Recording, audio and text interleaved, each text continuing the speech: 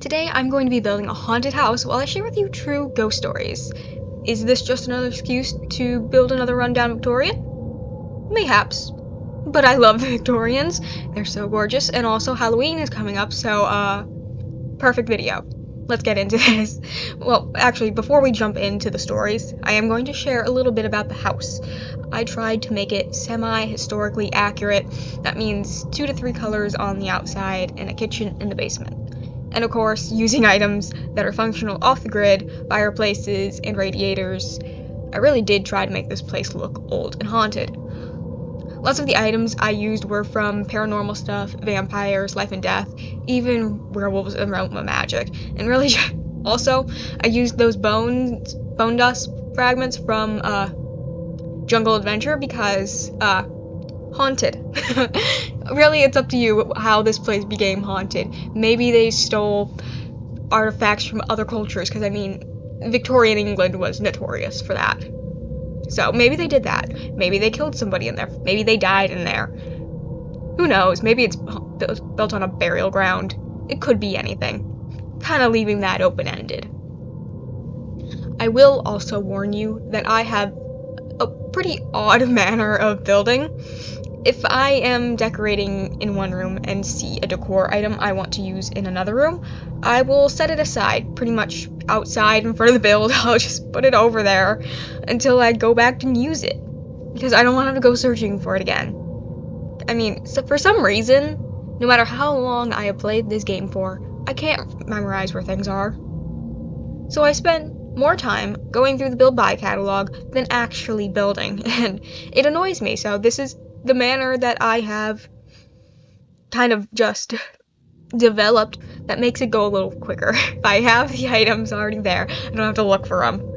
It makes it faster on me. On top of that, I'm also a little indecisive. So I spend so much time trying to find the perfect swatch. It's a little bit of an issue. Oh, and another fun little detail I added is those tarot card paintings from Life and Death. I put them in a lot of the different rooms to kind of signify what each room was. The nursery, I put up the pregnant woman one, also creepy nursery. You have to have one of those in a haunted house. Creepy kid's bedroom, also, check, got that done. Basement, I added the Bone Hilda one and another one that I thought was pretty creepy. Really just, I tried to add tarot cards in some of the rooms at houses that I felt fit. Did you know that all of that paranormal stuff really got big in the Victorian period? Like, there was a lot of people who would do at-home seances. They got really big in the Victorian era, so tarot cards and all that. I did a little seance room in here because it really does just fit with the time period, shockingly enough. Anyway, on to more exciting manners. Ghost stories. And how do I know these ghost stories are true? Because they have happened to me and my family. Yeah, my family has had a lot of ghost stories. I don't know why. Maybe we're just like that. We're just built different. And also, we just have a huge family. Irish, you know. You have 7 kids. It's the norm. This first one is a personal story, and I believe it gives the most undeniable proof that ghosts are real. Now, despite this, I still like to call myself a skeptic, because it is my personal belief that if you believe in ghosts and you feed that energy, you open yourself and your life up to these paranormal entities. So by remaining skeptical, I kind of protect myself from all that by not having it take up space in my mind, by not projecting that it's real out into the world. I'm not manifesting anything. It's just like, maybe they are, maybe they aren't. So I'm not going one way or the other. I'm just right in the middle. Nothing can help. Nothing can happen if you ride the fence, right? Anyway. This story took place when I was about 4 or 5, and a relative on my father's side had passed away. My family was going to the funeral, and I was young. I didn't know the person very well. It was fall, so it was chilly and dark out, so obviously I was not very keen on going. In my mind, if I had to go to this funeral, I deserved to bring my new favorite stuffed animal. It was a stuffed cat that I got in a Burger King kids meal. It's a small little thing, probably no bigger than the palm of a grown man's hand. I don't know sizing very well. I have small hands, but if I had to imagine it in my father's hand, he's got big hands, it'd be no bigger than the palm of his hand. I begged my mother to let me take it. She, of course, said no. I mean, to any rational parent, your very young child bringing a small toy to a funeral, it's just a bad idea. You know, they could lose it or make a distraction with it. Obviously, there's a lot of things that could go wrong, so it's better just not have them bring it. But I was the child in this scenario, so I didn't really understand that. All I knew is I wanted my toy, and it was an injustice that nobody would let me have it. Eventually, I gave in. Well, it was honestly pretty quickly that I gave in. It was on the condition that my stuffed cat would sit right where my grandfather could watch it. Because for some reason, in my little, 5-year-old brain, that was... I don't know. I really don't know what I was thinking. It happened so long ago, but for me, that was like, okay, everything's good now. My stuffed animal's taken care of. Everything's great in the world. So, in the living room, my grandfather would sit in a reclining chair, and right in front of that reclining chair would be a love seat. So, I put my little stuffed cat right on the arm of the love seat, right in my grandfather's view line. He could watch it. I felt good. Jump forward to the funeral. I had hardly even thought about my toy during the funeral. There were some other little kids around that I'd run around with after the whole serious part of the funeral. It was a very nice funeral, very big. So it was just nice. Had some snacks. After the boring bits. I honestly don't even remember the boring bits. Ugh, yikes. Does that sound bad? Anyway, I didn't even think about it until I was walking out of a funeral home. There was stone steps up to the funeral home, so as we were going down the steps, guess what was on those steps? It was my little stuffed cat. And I was so excited, running up to grab it and showing my mother. Obviously, my mother was not convinced. I mean, in her mind, it was left at home. She watched me leave it on the arm of that love seat.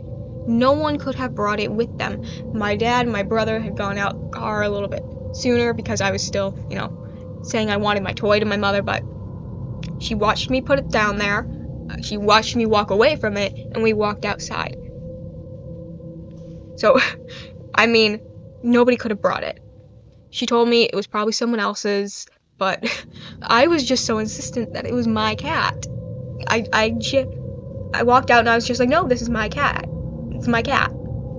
So she reluctantly let me bring it home. And when we get home, what's on the arm of the love seat? Nothing. Absolutely nothing. The toy cat was not there. Was not on the floor. It didn't fall anywhere near. I reached my arm down the side. It was not there. It was nowhere else in the living room. We looked. My mother was still very skeptical, like, no, it's gotta be here somewhere. It's gotta be here somewhere. But nowhere. It was nowhere. My grandfather hadn't even noticed because he wasn't actually paying attention to the stuffed animal. I mean, why would he? He was watching TV. I mean, why would you watch the stuffed animal? It doesn't need to be watched. It's an inanimate object. So, of course he didn't think to watch it. So nobody really knows when it disappeared, how it disappeared, what happened. Nobody knows.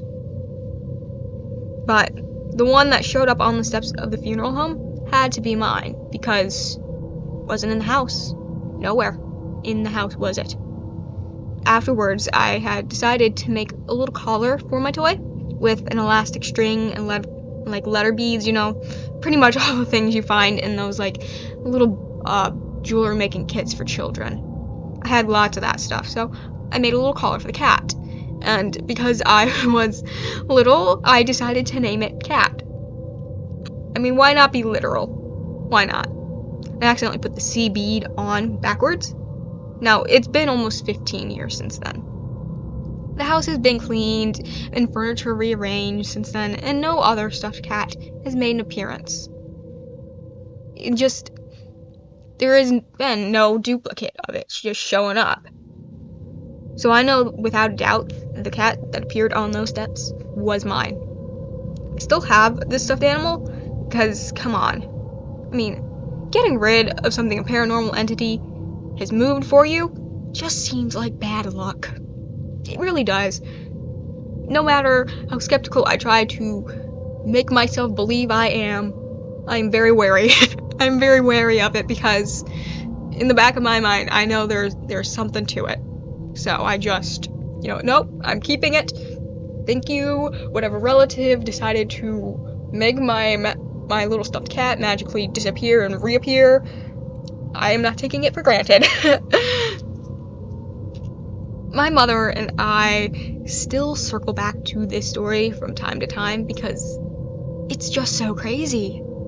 Stuff like that just doesn't happen. I mean, it's just wild and weird and a once-in-a-lifetime kind of event. That type of crap just doesn't happen. There's, you misplace your keys, but you obviously misplaced them. But in this case, there's no way. There's no way it could have been misplaced. There's just no feasible, physics sound way it could have happened. There is no logical explanation.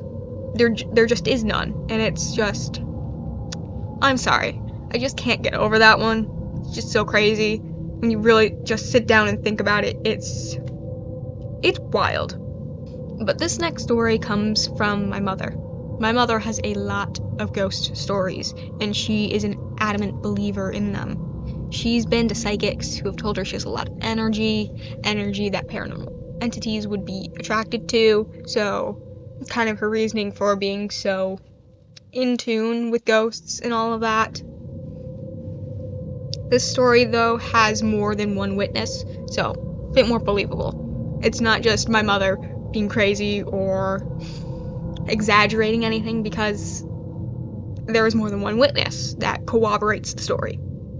My mother was a teenager at the time that this took place, so it was about the late 80s, and her family was up north. And if you don't know what that means, it's pretty much just Michigan slang for going to the woods / going camping, because the further north you get in Michigan, the more forest you get. So they were in the woods, not necessarily remote. There was a whole community around. This place was it's like a forest subdivision, if you will. Everyone is spread out, but you don't have to go too far to find another person for the most part. There are still remote areas, of course, and my mother and one of her brothers were walking their dog and exploring one of these areas.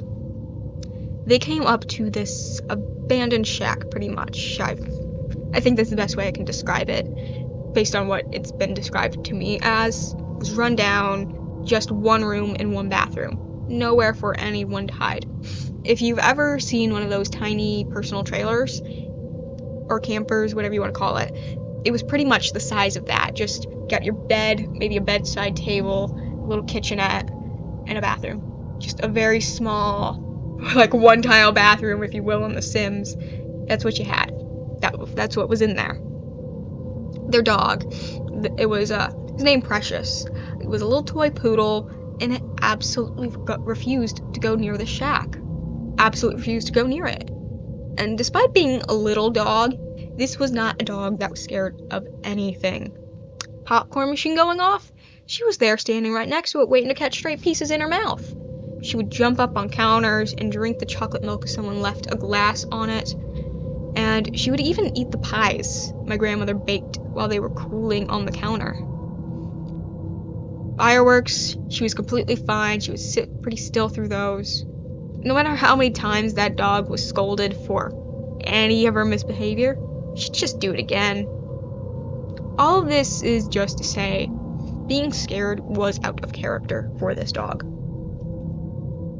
My mother and her brother explored the place anyway, They were teenagers. Exploring abandoned places it's just kind of what teenagers do. Especially my mother. She was a wild one. She's had her license taken away almost, 4 or 5 times. I don't know why they still let her drive, honestly. Back to the story, though. It didn't take long to explore the place. I mean, there was really nothing to it. There was a few items left there, but really nothing there except for the small structure itself. It was dusty, covered in cobwebs, just very obviously uninhabited for a while. And when they were leaving the building and they turned back to it one more time, there was something in the window, something new, and something that made them immediately turn tail and run and just never come back. There was an old, creepy-looking woman in the window. A ghost. Because it was impossible for it to have been a person. They had been inside just seconds ago. There was no room for a person to have hidden. And it had no signs of activity inside. I mean, it was covered in dust, cobwebs. If someone had been through there, you would have known. And my mother is still scared to this day, over 30 years later. I mean, just never gone back to that area in the woods again, ever, in over 30 years. I guess she just got a bad vibe from the ghost she saw in that window. You know, my uncle has confirmed this story, said that it all happened as my mother said. So, I guess I am inclined to believe it. You know, when I first heard it, I was like, are you sure there just wasn't a homeless woman just living in there? And she said no, we had just been inside, nowhere for it to hide. So, there's that story. Anyway, thank you so much for watching my build and listening to my stories. I have a few more short ones from my mother, but these are the two stories I have the most detail for. I hope you enjoyed and had fun, because I did. And if you like the build, you can find it on the gallery. I'm Shadowside over there, just like I am here on YouTube. Also, leave a like and talk to me in the comments. It absolutely makes my day. And don't forget to subscribe so that I can prove to my mother that I have friends. I was a very lonely child. I still am lonely. Well, catch you next time.